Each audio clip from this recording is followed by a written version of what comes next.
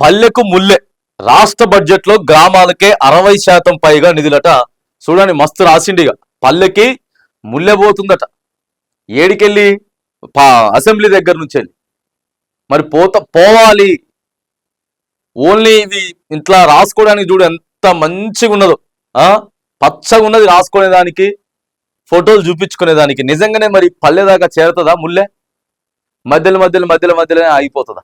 So ఏదేమైనా నిన్న రాష్ట్ర బడ్జెట్ అయితే ప్రవేశపెట్టిండ్రు. మూడవసారి మళ్ళీ ఆర్థిక శాఖ మంత్రి, రాష్ట్రానికి ఉప ముఖ్యమంత్రి వర్యులు బట్టి విక్రమార్క గారు నిన్న బడ్జెట్ ప్రవేశపెట్టిరు అసెంబ్లీలో.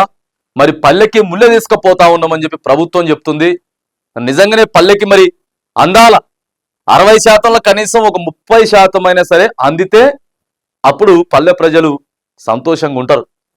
మరిగా ప్రతిసారిలాగే బడ్జెట్ ఏదో పెట్టినాం అయిపోతుంది అంతే కథ నడుస్తుంది అని అంటే మరి ఇక అది షరా మామూలు అవుతుంది. సో మరి దేనికి ఎంత కేటాయించారు అనేది వీళ్ళు ఒకసారి మనం చూసుకున్నట్లయితే, రైతులు, మహిళలు, యువత సంక్షేమానికి టాప్ ప్రియారిటీ అట. 6 గ్యారంటీలోని 9 స్కీములకు 56,084 కోట్లు, 3,04,00,000 కోట్ల 3.4 లక్షల కోట్ల భారీ బడ్జెట్ ను ప్రవేశపెట్టినటువంటి బట్టి విక్రమార్క 6 గ్యారంటీలో 9 స్కీములకు 56,084 కోట్లు పెట్టిండ్రు. మరి ఈ సంవత్సరంలో, ఈ ఆర్థిక సంవత్సరంలో నిజంగా ఆ పైసలన్నీ కూడా అందుతాయా? మరి 6 గ్యారంటీలు అంటే 6 గ్యారంటీల్లోనే 15,000 రూపాయల రైతు భరోసా ఉంది కదా, 2,500 మహిళలకి దాంట్లోనే ఉంది కదా. మరి ఇవన్నీ అందిస్తారా నిజంగా? మరి అందించాలి. ఇవాళ ఏదో రాసుకొచ్చినాం చెప్పుకొచ్చినాం అన్నట్టు కాదు. ఫస్టే చూడండి, ముఖ్యమైన స్కీములకు అని చెప్పి పెట్టిరు కదా. రైతు భరోసా 18,000 కోట్లు. రైట్, బాగుంది, మంచిగా ఉంది. 18,000 కోట్లు అంటే 9,000 కోట్లు ఒక పంటకి, 9,000 కోట్లు ఒక పంటకి, 18,000 కోట్లు. మరి పోయినసారి వానాకాల పంట ఇయ్యలేదు కదా రైతులకి. ఆ తర్వాత ఇప్పుడు కూడా ఎంతో గందరగోళం, ఎంతో జాప్యం, అంత కిందకి మీద అవుతా ఉన్నది కదా. మరి బడ్జెట్ ప్రవేశపెట్టినప్పుడు పైసలు ఏమవుతున్నాయి? రైతు భరోసాకి ఇవ్వాల్సినటువంటి పైసలు, ఇగో ఇప్పుడు ప్రస్తుతం నడుస్తున్నటువంటి పంట పైసలు, జనవరి 26వ తారీఖు నుంచి మొదలు పెట్టినటువంటి పైసలు, ఇవాల్టి వరకు మార్చి 20 వరకు కూడా ఎందుకు ఒక క్లారిటీ లేదు. రాసుకోవడానికి రాతలు ఉన్నాయి కానీ అవి అక్కడ పేద ప్రజలలోకి గీతలుగా పోవట్లేదు.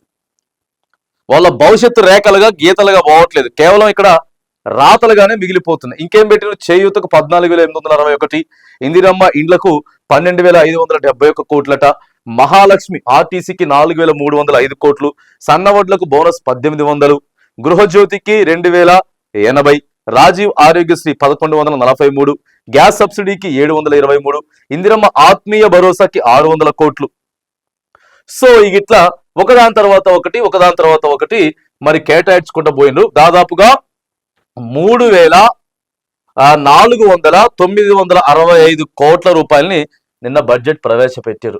రాష్ట్ర పన్ను ఆదాయం 1,45,419 కోట్లు, కేంద్రం నుంచి రాష్ట్ర పన్నుల వాటా 29,899 కోట్లు, పన్నేతర ఆదాయం నాన్ ట్యాక్స్ 31,618 కోట్లు, గ్రాంట్ ఇన్ ఎయిడ్ 22,782 కోట్లు, అప్పుల ద్వారాగా 69,639 కోట్లు అని చెప్పి మరిగా నిన్న బడ్జెట్ ను మాత్రానికి సో తీసుకొచ్చారు. 10 ఏండ్ల చీకటి నుంచి వెలుగుల తవ్వలో తెలంగాణ అడుగులు వేస్తున్నది. 15 నెలల కింద కొలువుదీరిన ప్రజాప్రభుత్వం ఎన్ని ఆటంకాలు ఎదురైనా ప్రజా సంక్షేమానికి టాప్ ప్రియారిటీ ఇస్తున్నది. తెలంగాణ రైజింగ్ కు ఈ బడ్జెట్ ఊతమిస్తుంది. అన్ని రంగాల్లో రాష్ట్రాన్ని అగ్రమావిగా నిలిపేందుకు, ప్రజాస్వామ్య విలువలను కాపాడేందుకు కట్టుబడి ఉన్నాం. అన్ని రంగాలు కాదు సార్, దయచేసి రైతులకు ఒకటి, ఆ తర్వాత పెంచిస్తామన్నటువంటి పైసలు ఏవైతే ఉన్నాయో, ఏది ఆసరా పెన్షన్లు, దయచేసి ఆసరా పెన్షన్లు ఒకటి పెంచండి. ఆ తర్వాత రైతులకి పైసలు ఇవ్వండి. 200 యూనిట్ల లోపు కరెంట్ ఏదైతే ఉందో అది కూడా మంచి పథకమే. ఆ పథకంలో ఎవరెవరికైతే ఇంకా రావట్లేదు, అర్హత ఉండి అనేక మందికి రావట్లేదు, ఆ దరఖాస్తులు తీసుకొని ఈ ఆర్థిక సంవత్సరం మొదల నుంచి అయినా సరే అదొకటి ఇంప్లిమెంటేషన్ చేయండి. ఆ తర్వాత వచ్చేసేసి ఆర్టీసీ బస్సులను పెంచండి, డ్రైవర్లను పెంచండి, కండక్టర్లను పెంచండి. ఇవి చేయండి ఫస్ట్. ఇవి చేయడంతో పాటు ఎక్కడెక్కడైతే కార్పొరేట్ శక్తులు రాజ్యాన్ని వెళ్తా ఉన్నాయో, ప్రైవేట్ స్కూల్స్ కానీ లేకపోతే ప్రైవేట్ కాలేజీలు కానీ, వీటి మీద కొద్దిగా ఫోకస్ పెట్టండి, సీరియస్గా యాక్షన్ తీసుకోండి. ఆ తర్వాత హాస్పిటల్స్, ప్రభుత్వ హాస్పిటల్స్, ఆ తర్వాత ప్రైవేట్ హాస్పిటల్స్ దందా. ప్రభుత్వ హాస్పిటల్ని క్రమబద్ధీకరణ చేసి ప్రైవేట్ మీరు మొత్తం ఫ్రీ చేయమని చెప్తలేం, విద్యా వైద్యాన్ని ఉచితంగా ఇవ్వమని చెప్తలేం, కానీ పటిష్టం చేయండి.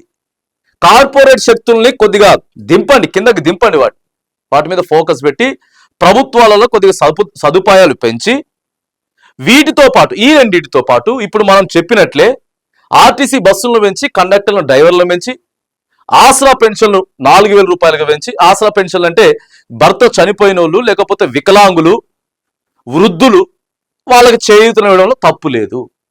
మహిళలకి 2,500 లేకపోతే తులం బంగారం, ఇంకోటి స్కూటీలు, నో, అవసరం లేదు, ఇవన్నీ అవసరం లేదు.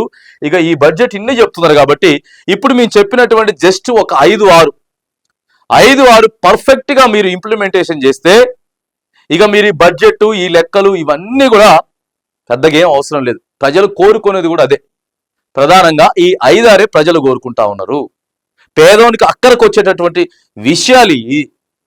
ఇక నువ్వు ఎన్ని రంగాలలో ఎంత పెట్టుకున్నా ఏం పెట్టుకుంటావో పెట్టుకో, కానీ వీటిని క్రమబద్ధీకరించే ప్రయత్నం చేస్తే ఖచ్చితంగా బడ్జెట్కి, ప్రభుత్వానికి, ప్రజలకి న్యాయం చేసిన వాళ్ళు అవుతారు. వీటన్నిటి కూడా కొంత ఇది ఉన్నట్టు ఉంటుంది. ఇక డిప్యూటీ సార్ ఏం చెప్పిండనంటే, తెలంగాణలో అన్ని ప్రాంతాల హైదరాబాద్ తరహాలోనే అభివృద్ధి చెందాలనేది మెగా మాస్టర్ ప్లాన్. అదే ఇక మెగా మాస్టర్ ప్లాన్ 2025 ఈ పాలసీ ఇవన్నీ చేసుకోండి, సరే చేసుకుంటే చేసుకోరు, కానీ దయచేసి ఇవి చేయండి. మళ్ళొకసారి చెప్తా ఉన్నా ప్రధానంగా తెలంగాణలో private hospitals, private schools, private కాలేజీల దందాలు, ఫీజులు అరికట్టాలి.